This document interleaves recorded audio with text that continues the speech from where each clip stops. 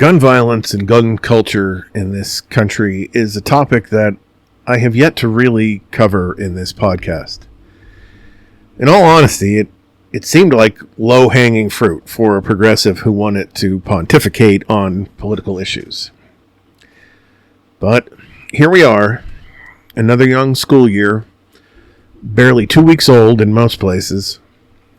We already have a school shooting to discuss. But that's not even the main reason I'm talking about this today. It's the nonsense coming out of the right wing. JD Vance, particularly this time. So I'm diving into a topic that literally makes me nauseated. The shameless hypocrisy of the GOP when it comes to gun violence in this country. I want to tear into the recent exchange between Vice President JD Vance and MSNBC's Jen Psaki over the horrific school shooting in Minneapolis. And I'm going to examine the Republican Party's crocodile tears over, quote, one too many, end quote, when it suits their narrative, while they actively block any effort to stop the bloodshed in our schools. This topic is about one thing. It's always been about one thing. Kids dying.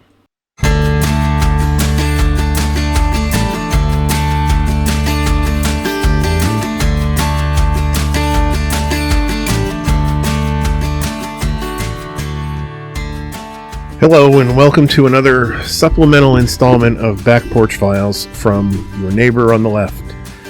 The podcast about liberal politics, human decency, and life on the blue side of America's ideological divide. My name is Don Spielis, your opinionated host. So let me set the stage. On August 27th, 2025, a gunman walked up to the Annunciation Catholic School in Minneapolis during morning mass, fired through the windows, and killed 2 children, ages 8 and 10. 17 others were injured, 14 of them kids. Kids. Sitting in pews, praying. Their tiny bodies shattered by bullets from a legally purchased rifle. The shooter, identified as Robin Westman, a 23-year-old transgender individual, took their own life after the attack. This was a deliberate act of terror, and it's left the community in pieces. And as we often do in situations like this, we look to our leaders. And what do we get?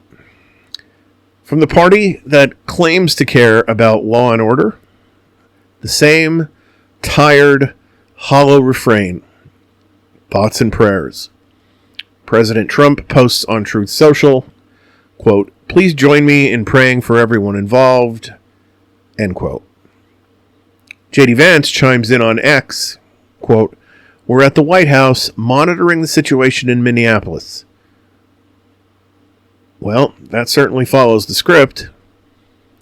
School shooter, children dead, thoughts and prayers. At this point, I imagine most people aren't even surprised, let alone shocked, at the canned response. And then when someone dares to call out the pathetic response, the GOP clutches their pearls and cries foul. Enter Jen Psaki, former White House press secretary and MSNBC host, who had the audacity to say what so many of us are thinking. Quote, "Prayer is not freaking enough. Prayers do not end school shootings. Prayers do not make parents feel safe sending their kids to school. Prayer does not bring these kids back. Enough with the thoughts and prayers," end quote. Boom. Mic drop. And she's right. And we all know it. Prayer doesn't stop bullets. Prayer doesn't undo the trauma of a parent getting that call. Prayer, after the fact, doesn't bring back an 8-year-old who just wanted to go to school. But JD Vance, our esteemed vice president, couldn't handle that truth. He took to X to fire back, saying, quote, We pray because our hearts are broken. We pray because we know God listens. We pray because we know that God works in mysterious ways and can inspire us to further action. Why do you feel the need to attack other people for praying when kids were just killed praying? End quote. You know what, Mr. Vice President? Spare me the sanctimonious drivel. Nobody's attacking prayer itself. Psaki's point, and my point for that matter, is that prayer itself is not enough. It isn't policy. It's not a solution. It's not enough when kids are dying. And don't you dare twist this into some left-wing culture war when you're the one dodging accountability. Prayer must be wed with action. Can I get out my Bible and remind JD about James chapter 2, verse 17? In the same way, faith by itself, if it is not accompanied by action, is dead. Or how about James chapter 2, verse 26? As the body without the spirit is dead, so faith without deeds is dead. But I want to be clear, this is not about faith. I have faith, and I respect people's right to pray, to find solace in their beliefs. But when our leaders, people with the power to actually do something, hide behind thoughts and prayers while kids are slaughtered, that's not faith. That's cowardice. That's a cop-out. And it's a slap in the face to every parent, every teacher, every student who lives in fear of the next shooting. Jen Psaki wasn't attacking prayer. She was attacking the GOP's refusal to act. And Vance's response? It's a deflection. A way to play the victim while doing absolutely nothing to address the epidemic of gun violence in this country. And I want to talk about the hypocrisy that makes my head spin. The GOP loves to beat their chests about one is too many when it fits their agenda. We've all heard it, right? Every time there's a crime involving an undocumented immigrant, Republicans lose their minds. One is too many, they scream. They'll parade victims' families on TV, push for border walls, demand mass deportations, most without due process, all because, in their words, a single death caused by an illegal immigrant is unacceptable. And look, I'm not saying those deaths aren't tragic. Of course they are. But where's that same energy when it comes to gun violence? If victims of school shootings are brought on TV, the right claims that the left is using deaths for political grandstanding. Where's the one too many for the 8-year-old gunned down in Minneapolis? For the 19 murdered in Uvalde? For the 4 killed in Georgia last year? Let's put some numbers on this, because the GOP loves to pretend the problem doesn't exist. The United States has more guns than people. Let me say that again. The United States has more guns than it has people to shoot them. Over 120 guns per 100 residents. We have the highest rate of gun violence in the developed world. Gun deaths are a leading cause of death for children and teens in this country. In 2022 alone, there were over 600 mass shootings. 600. And what has the GOP done? It would be bad enough if the answer was absolutely nothing, but it's worse than nothing. They actively block every attempt to make our kids safer. Just take a look at the track record. Democrats push for universal background checks, which, by the way, 90% of Americans support. GOP says no.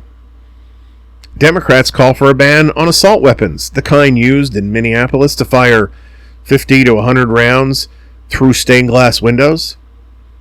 GOP says no. Red flag laws to keep guns out of the hands of dangerous people. GOP says no. Even after Uvalde, when 19 kids and 2 teachers were massacred, JD Vance didn't talk about guns. He blamed fatherlessness and drug addiction. Really, JD? You think a kid having a single mom is why someone picks up an AR-15 and slaughters a classroom? That's not just wrong, it's insulting. And not for nothing, JD Vance grew up with a mostly absent father, as described in his own book, Hillbilly Elegy. But he's not a school shooter. No, he's a whole other kind of dangerous. And of course, we can't talk about this without talking about the NRA, the GOP's sugar daddy. The NRA spent $54 million in 2016 to help elect Donald Trump, and he's been kissing their ring ever since. Trump himself has said, "There's no bigger fan of the NRA than me." Meanwhile, he and Vance and the GOP block every piece of gun safety legislation that comes their way. The bipartisan Safer Communities Act of 2022, the most significant gun reform in decades, only passed because Democrats fought tooth and nail for it, over Republican objections. But sure, please tell me how thoughts and prayers are going to fix this. The GOP's "one is too many" mantra is nowhere to be found when it comes to gun violence. They'll cry over a single tragedy if it lets them demonize immigrants. But when it's a school shooting, they shrug and they say, "It's a fact of life." Don't believe me? JD Vance said exactly that last year after a shooting at Appalachian High School in Georgia where 4 people were killed. He called school shootings, quote, "a fact of life," end quote, and said we need to bolster security because psychos will always find a way. A fact of life. Are you serious? Kids gunned down in school isn't some inevitable force of nature like a tornado or a hurricane. It's a policy failure. And Vance exemplifies the problem. His big solution? Stronger doors, better locks, more security guards. Because apparently turning our schools into fortresses is the best we can do. Never mind that the Minneapolis shooter fired through the windows from outside the building. How is a locked door going to stop that? How about we talk about the actual problem? The easy access to weapons of war. All evidence currently being reported points to the shooter in Minneapolis having legally purchased the rifle. Legally. But the GOP doesn't want to touch that. They'd rather arm teachers or put National Guardsmen in every hallway than admit that maybe, just maybe, we don't need military-style rifles in civilian hands. And don't even get me started on their mental health dodge. Every time there's a shooting, Republicans like Vance pivot to mental illness, as if Democrats haven't been begging for more mental health funding for years. Newsflash, mental illness exists everywhere. We don't have markedly higher rates of mental illness in this country, but only in America do we have this level of gun violence. Why? Because we're drowning in guns, and the GOP refuses to do anything about it. They'll point fingers at antidepressants or video games. Health Secretary RFK Jr. said he's launching studies into SSRIs after the Minneapolis shooting. Meanwhile, the National Institutes of Health already found no link between antidepressants and homicidal behavior. It's just another distraction. Another way to avoid talking about the guns. But you know what really gets me?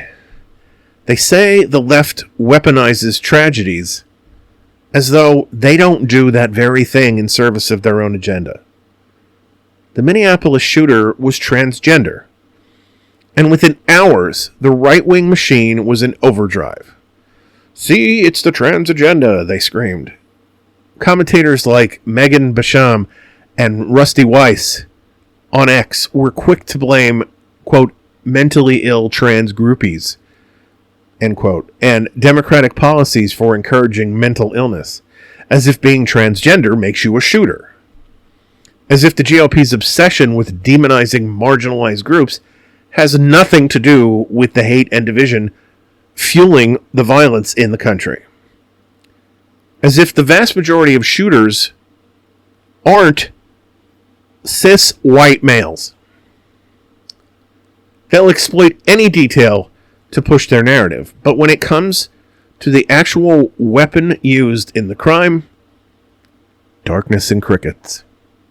Suddenly, it's not about the gun, it's about the culture, or the prayer, or the gender identity.